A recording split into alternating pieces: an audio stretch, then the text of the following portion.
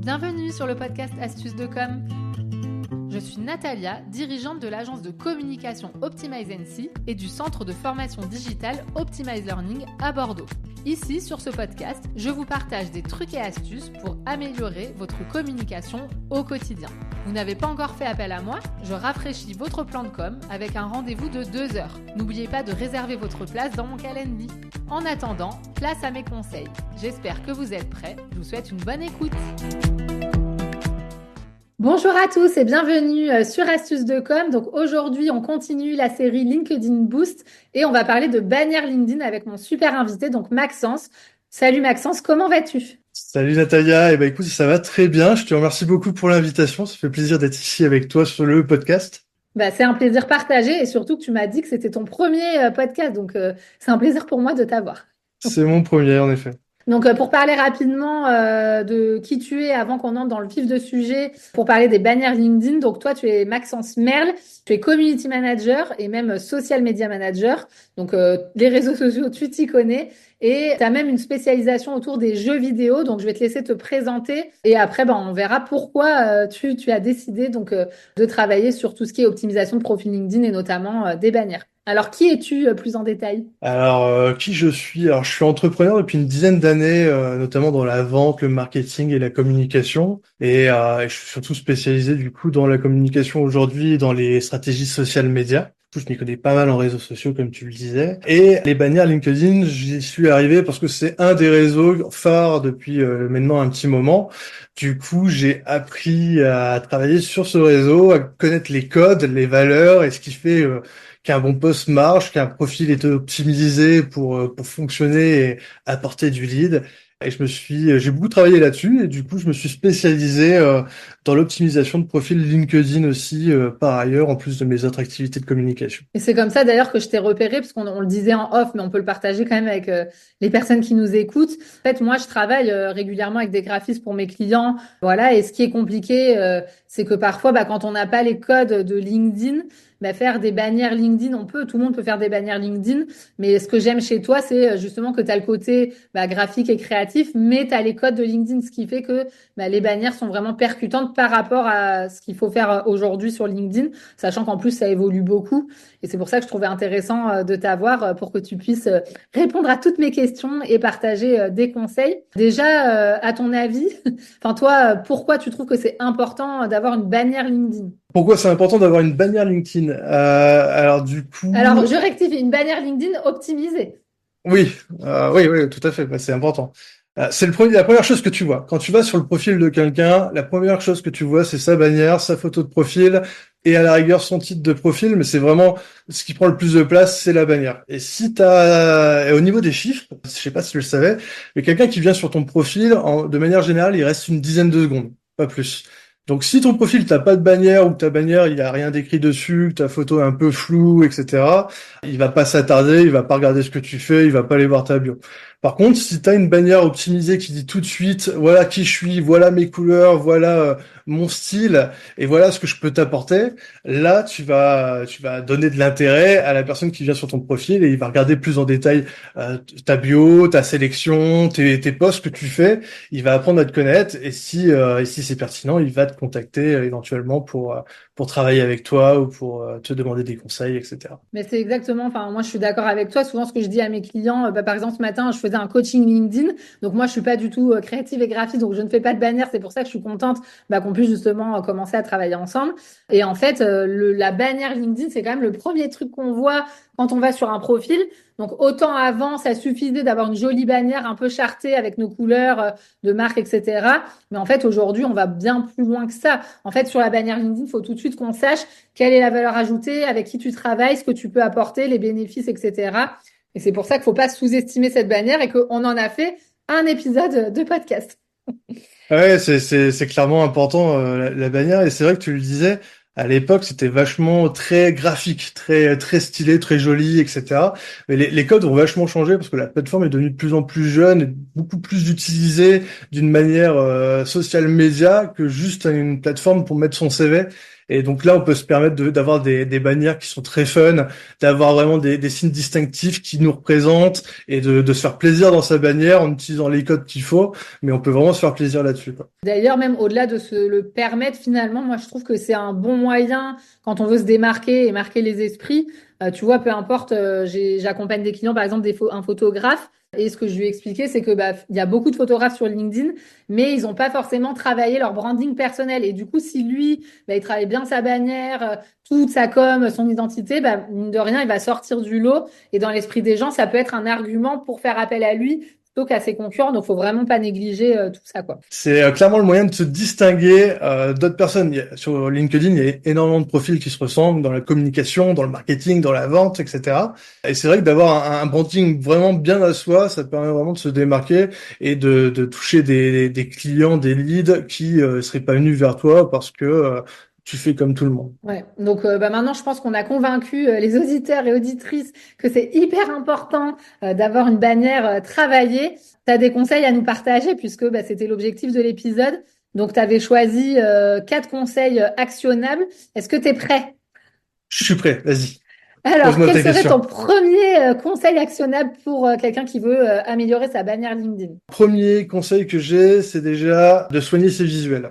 Que ce soit ta photo de profil ou les images que tu vas utiliser dans ta bannière, il faut vraiment que ce soit de qualité. Vraiment pas de choses floues ou mal découpées, une photo professionnelle, vraiment de qualité, ça change tout. C'est déjà le premier truc, c'est le visuel. C'est ce que tu vois, c'est la qualité déjà du visuel. Donc, en fait, avoir une identité visuelle forte, finalement, c'est le premier conseil qu'on pourrait donner aux personnes qui nous écoutent, quoi.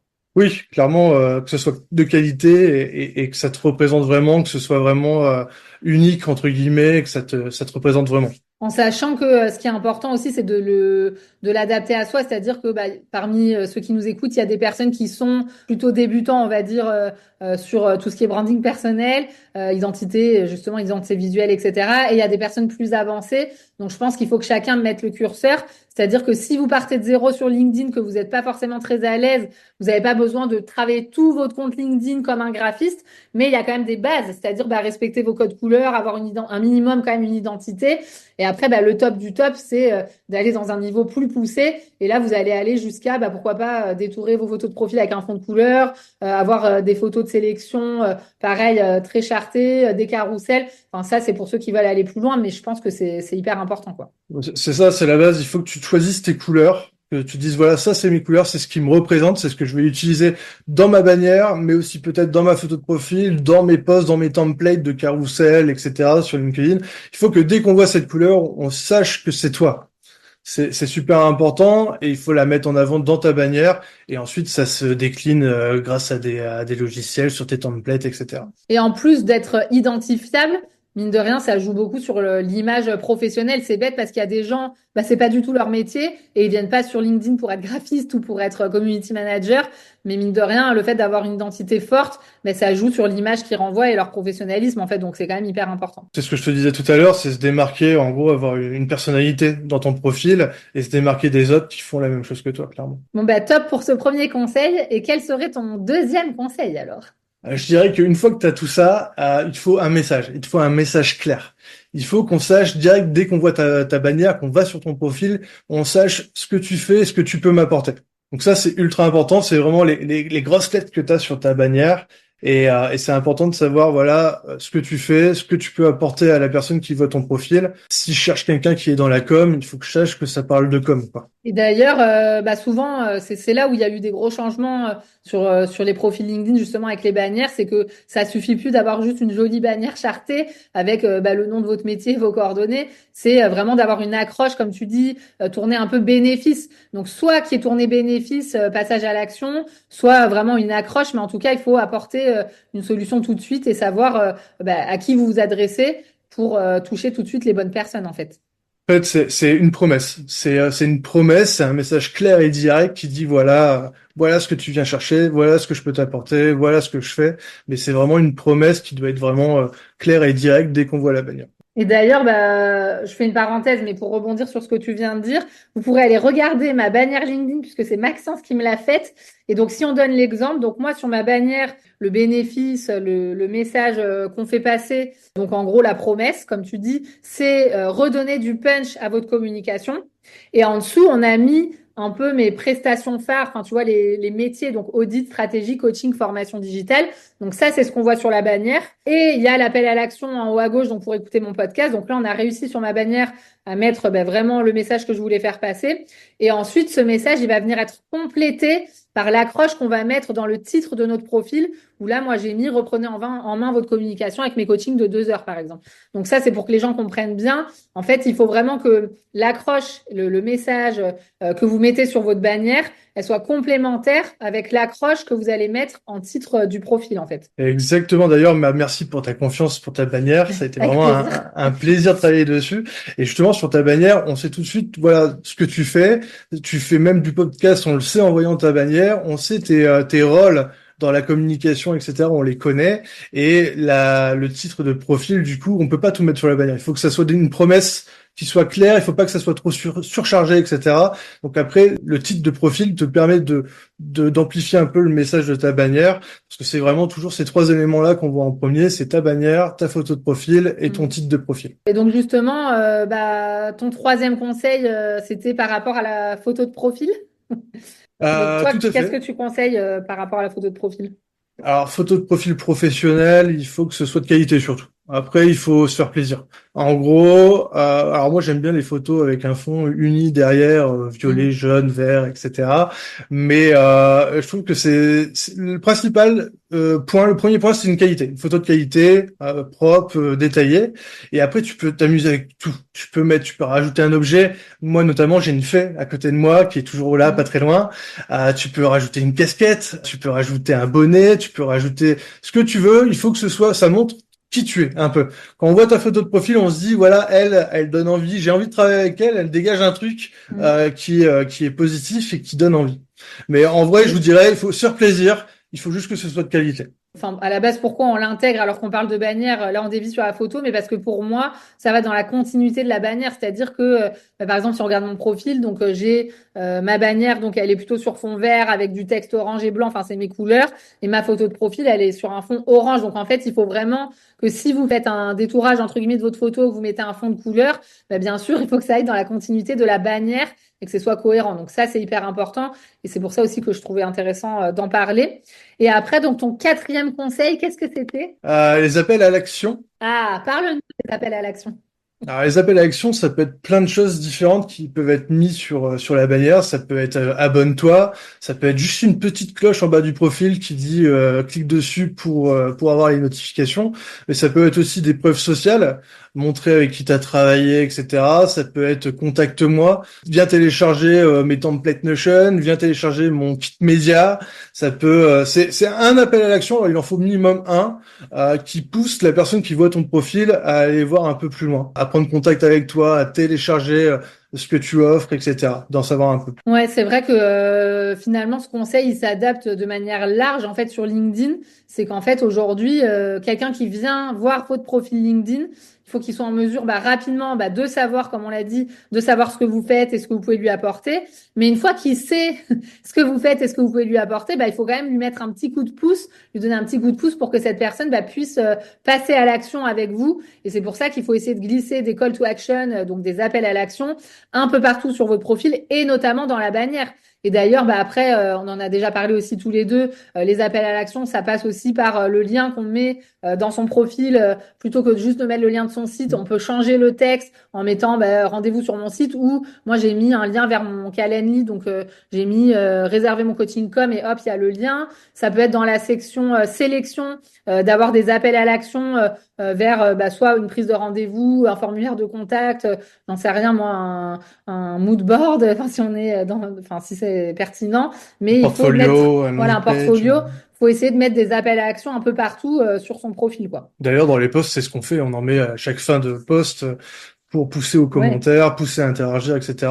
C'est vraiment quelque chose qui doit apparaître vraiment partout dans le profil, mais ça doit rester subtil, mais c'est important de les avoir. Super. Donc, en gros, pour résumer, donc les 4 conseils que tu nous donnes, il y avait avoir une identité visuelle forte, en tout cas travaillée, et ça passe notamment par le fait de choisir ses couleurs.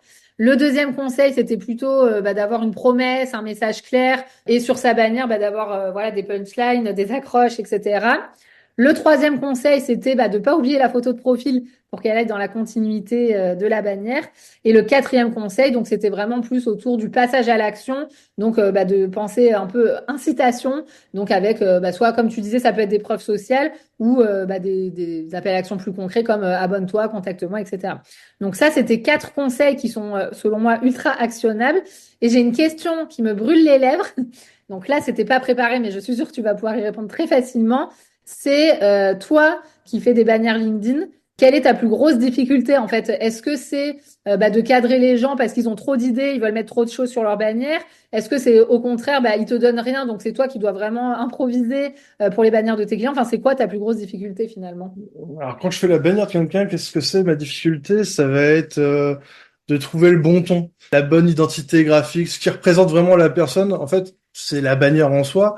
Quand quelqu'un me contacte, je la connais pas forcément, je peux la connaître un peu par rapport à ses posts, etc. C'est de trouver vraiment le bon ton, ce qui va lui faire plaisir à elle et qui va rentrer dans les codes d'une bannière qui est efficace Hmm. sur LinkedIn, en fait. Et quand je dis elle, il, Ouais, la personne. la Mais tu as personne. dit un truc, c'est vrai que qui doit pas être facile, c'est trouver le bon ton et en même temps faire plaisir à la personne parce que parfois, je pense que tu dois être confronté comme moi à des gens, forcément c'est pas leur métier, donc eux ils ont des envies spécifiques, mais qui va pas forcément coller avec la vision stratégique qu'il faudrait. Et du coup, je pense que parfois ça doit pas être facile de trouver un entre-deux. Après, ça permet de se challenger. Une bannière, en général, avant qu'elle soit finie, je peux faire facile entre 10 et 20 bannières différentes, en vrai. Ok, Pour ouais. vraiment trouver vraiment le truc qui, déjà, que me plaît à moi, qui rentre dans les codes et qui plaît à la personne qui me prend, qui veut cette bannière, en fait. Bon, ça me rassure alors parce que du coup, j'ai pas été trop pénible, ça va. Non, non, non, ça va. Parce que moi, à chaque fois que je demandais des petits ajustements, je me suis dit, oh là là, il va se dire que je suis pénible. Le plus dur, en vrai, je te dirais quoi? C'est le temps de réponse quand j'envoie Ah quelque oui, chose à quelqu'un et que moi je bosse dessus et d'attendre oui, son retour, tu vois. Je suis ouais. obligé de mettre pause et d'attendre et de revenir sur le truc. Je pense que Oui, c'est ça, parce en vrai. que ouais, c'est vrai que j'ai trouvé que tu avais été hyper réactif, mais forcément, des fois, tu envoies les choses et quand on n'est pas dispo sur le moment, puis en plus, nous, on veut prendre le temps de se poser dessus pour pas te faire perdre de temps non plus, Ouais. mais c'est vrai que ça doit être aussi compliqué. Mais après, Et ça fait partie. oui, j'imagine. Et après, est-ce que toi, tu as une vision un peu sur les tendances? Tu vois, par exemple, sur les bannières LinkedIn, je me rappelle il y a quelques temps, avant, comme on le disait, il n'y avait pas du tout ça. Là, pendant un moment, depuis 2 ans, j'ai envie de dire, on a vraiment vu l'essor, tu vois, sur LinkedIn de travailler son branding personnel. Donc, il y a des codes qui sont arrivés. Et là, typiquement, en ce moment, on est à fond sur le type de bannière que tu as dit, avec un appel à l'action, des preuves sociales, etc. Mais est-ce que toi, tu as vu, par exemple, des tendances qui ressortent ou des petites nouveautés qui peuvent arriver sur les bannières? Alors, la nouveauté qu'il y a eu là récemment sur LinkedIn, c'est qu'apparemment, alors je l'ai pas encore testé, mais on peut avoir la bannière et on peut avoir une deuxième bannière derrière. Oui, j'ai vu ça il y a pas longtemps. Mais j'ai pas, Donc, enfin, je l'ai vu passer, quelqu'un a fait un post, mais j'ai pas vu sur un profil. alors, j'ai vu des tests, je l'ai pas essayé encore, mais en fait, ça permettrait d'avoir ta bannière et d'avoir derrière, par exemple, le titre de profil, ces informations que tu mets là, parce que ça fait trop sur une bannière, tu pourrais peut-être les déplacer et en dire encore plus sur toi dans cette deuxième facette. Alors, soit c'est efficace et les gens ils prennent l'habitude de swiper les deux bannières, soit c'est un truc qu'ils ont ajouté qui ne servira pas à grand-chose à l'avenir. Mais c'est Bah, une faut voir, nouveauté ouais. là qui vient d'arriver. Donc à tester, mais ça peut permettre de peut-être avoir, même si t'es multicasquette, ça pourrait même Mm. être deux facettes de ta personnalité, de ton Oui, travail. c'est vrai que j'ai vu pas mal de potentiel. En fait, quand j'ai vu passer ce poste, mon cerveau a fait, j'ai eu mon cerveau en ébullition, mais je me suis dit, mais c'est génial parce que soit effectivement pour les gens qui ont plusieurs activités, ça permet de clarifier les choses quand même de manière professionnelle, ou alors ça permet d'aller plus loin que sur la première bannière. Je me suis dit, il y a plein de choses, mais après je me suis aussi dit, est-ce qu'ils vont faire comme, je sais pas si tu te souviens, tu sais les vidéos de profil, c'est-à-dire que pendant un Une moment, story, moi, ouais. j'avais ma photo de profil. Et en fait, quand tu regardais mon profil, ça se transformait en vidéo et je m'adressais aux gens qui étaient sur mon profil. Et ça, c'était génial. Mais du coup, ils l'ont arrêté. Donc, on Alors va ça, voir est-ce c'était que, cool, ouais. voilà. Donc là, au moment où on enregistre l'épisode, nous sommes le 10 décembre. L'épisode va sortir en janvier. Donc, il faudra rester à l'affût pour voir ce que sont devenues ces fameuses doubles bannières LinkedIn. Exactement. Mais merci d'avoir partagé cette tendance avec nous. Donc, ce que je voulais dire pour les personnes qui nous écoutent, c'est que pas de panique. Donc là, effectivement, on essaye d'aller loin quand même dans les conseils en fonction du niveau que vous avez. Le but, c'est que vous ayez une bannière qui déchire et qui vous apporte, on va dire, des résultats en termes de compréhension du message et de ce que vous pouvez faire. Mais en fait, il y a plusieurs manières de travailler vos bannières. C'est-à-dire que soit vous avez envie de le faire vous-même, vous êtes plutôt créatif et vous pouvez utiliser Canva. Et moi, ce que j'aime bien dire à mes clients, c'est de regarder un peu plein de profils LinkedIn, de regarder les bannières. Et parfois, il y a des bannières qui vont vous inspirer. Donc, je vous dis pas de copier les bannières, mais juste de prendre des micmacs de tout ce que vous aimez chez les autres pour vous donner des idées créatives pour votre propre bannière. Et après, il n'y a pas de secret, hein. Moi, personnellement, je bosse dans la com, mais je suis pas du tout graphiste et créative. Et j'ai préféré demander à quelqu'un de faire ma bannière. Donc, ce quelqu'un, depuis peu, c'est Maxence. Et donc, bien sûr, vous pouvez faire appel donc soit à un graphiste que vous avez dans votre entourage, ou potentiellement, Maxence, comme je disais, j'aime bien parce que tu as le côté graphiste, créatif, community manager et la vision un peu de ce qui se fait sur LinkedIn. Et du coup, j'aimerais bien que Maxence, tu nous dises concrètement comment tu peux aider les gens qui nous écoutent par rapport à leur bannière. Eh ben écoute, avec grand plaisir. Je vous invite déjà à aller voir le profil de Natalia pour voir sa super bannière et de venir éventuellement sur mon profil voir un peu ce que je fais. J'ai plusieurs offres, notamment juste pour travailler une bannière, pour travailler bannière, photo de profil, sélection, et aussi pour travailler tout le profil complet avec des templates pour vos posts, vos carousels. Donc tout est dans mes sélections sur mon LinkedIn. Donc n'hésitez pas. Et si vous voulez des conseils, pareil, n'hésitez pas à m'envoyer un message. Je serai bien sûr disponible pour vous répondre avec plaisir. Dans tous les cas, moi, dans la description de l'épisode, comme je le fais à chaque fois, de toute façon, je mettrai les liens donc vers ton compte LinkedIn. Je vais aussi mettre un lien. Tu avais fait un petit PDF avec un guide pour bien débuter justement avec sa bannière LinkedIn. Donc comme ça, je mettrai le lien. C'est hyper intéressant. Je pense que les personnes pourront le télécharger. Et puis après, voilà, si vous avez des infos effectivement sur les offres de Maxence, vous retrouverez tout sur son profil ou sinon envoyez-lui un petit message. Moi, c'est ce que j'avais fait. D'ailleurs, j'avais vu passer un post que tu avais fait en montrant des exemples de bannières. Et ce que j'avais bien aimé, c'est que tu étais dans le concret, c'était pas du blabla. Tu as mis ton offre. Moi, j'ai vu, je me suis dit, ah c'est bon, je t'ai envoyé un message et on est passé à l'action, tu vois. Donc, j'ai bien aimé cet aspect-là. Ouais, ça s'est fait un peu tout seul. T'avais vu le post, t'avais laissé un commentaire, je m'avais envoyé un message privé aussi, je crois, dans la Exactement. foulée. Et puis voilà où on en est. Bon, après, je suis pas du genre à traîner, donc quand je vois un truc, j'y vais, mais en tout J'ai cas, c'était remarqué. Ouais. chouette. Bon, top. Est-ce que, Maxence, tu veux nous dire un petit mot de la fin avant que malheureusement, on clôture l'épisode? Tu m'avais parlé de trouver une citation. Et Oui. il y en a une qui revient souvent, que j'aime bien. Alors, je suis même pas sûr que ça soit une citation. Parler à tout le monde, c'est parler à personne. Ce qui est important, je trouve, c'est d'avoir une promesse qui parle vraiment à une niche spécifique, ou en tout cas à qui vous voulez toucher, une communauté, une personne. Et je trouve ça, c'est important d'avoir vraiment un message qui soit vraiment fixé. J'adore. Voilà. C'est bien. En plus, ça, on l'a même pas préparé parce qu'on n'en avait pas parlé Non. avant. Donc, tu as super bien improvisé, mais tu avais quand même réfléchi. Tu savais que j'allais demander ta citation. Je savais que t'allais me forcer à citer quelque chose. Mais je trouve que c'est important d'avoir vraiment une idée claire, une stratégie. Même la bannière, ça fait partie de la stratégie qu'on peut avoir sur LinkedIn. Donc, c'est des choses à réfléchir. Bon, en tout cas, je te remercie beaucoup pour cet échange, pour tes conseils. Je suis sûre que toutes les personnes qui nous écoutent vont pouvoir passer à l'action après cet épisode. Et d'ailleurs, je compte sur vous pour travailler vos bannières LinkedIn vous-même ou contacter Maxence notamment si vous avez envie. Et surtout, n'hésitez pas à m'envoyer des petits messages, que ça soit sur LinkedIn ou sur Instagram, pour me montrer vos nouvelles bannières LinkedIn. Ça sera hyper inspirant pour nous. Je les partagerai, Maxence, avec toi. J'ai hâte. Et puis, si vous avez aimé l'épisode, je compte sur vous pour laisser un avis, des étoiles, vous abonner, tout ce que vous voulez pour m'aider à partager à encore plus de personnes mes conseils. Merci Maxence et à bientôt. Merci, Natalia.